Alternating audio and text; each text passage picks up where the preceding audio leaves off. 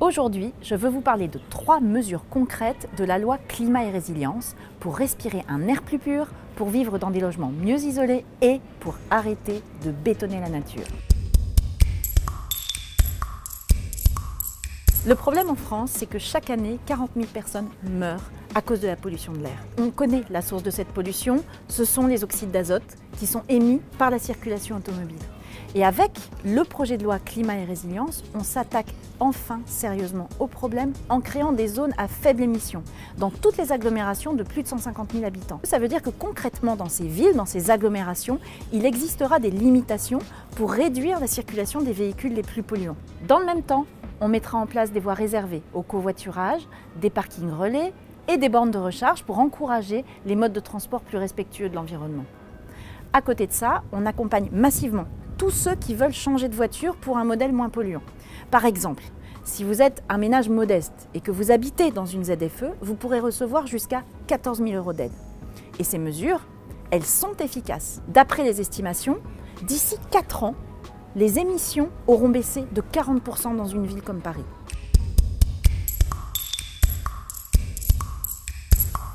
N'oublions pas que le secteur du bâtiment représente 25 % de nos émissions de gaz à effet de serre.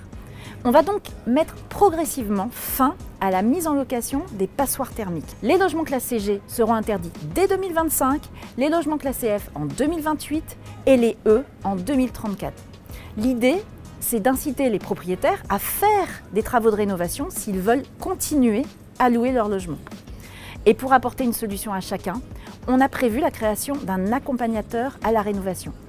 L'accompagnateur à la rénovation, ce sera une personne réelle qui pourra par exemple orienter les propriétaires vers des artisans, les aider à trouver les aides pour financer les travaux. Et pour que ces travaux soient accessibles à tous, on renforce le prêt avance mutation. Ce prêt, il est garanti par l'État et il permettra de ne rembourser que les intérêts dans un premier temps et dont le montant total ne sera remboursé qu'au moment de la vente du bien.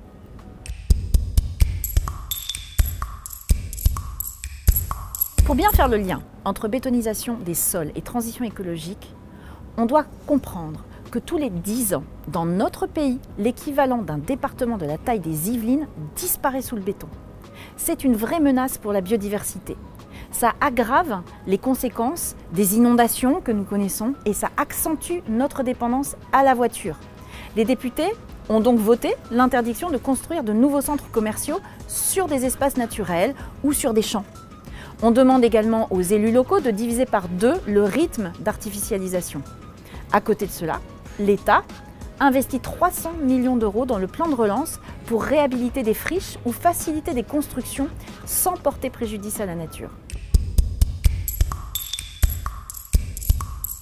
Alors après ces 200 heures de débat à l'Assemblée nationale, la prochaine étape, c'est le vote solennel du projet de loi début mai. Et ensuite, direction le Sénat, où on va travailler pour essayer d'aller encore plus loin sur ce beau texte.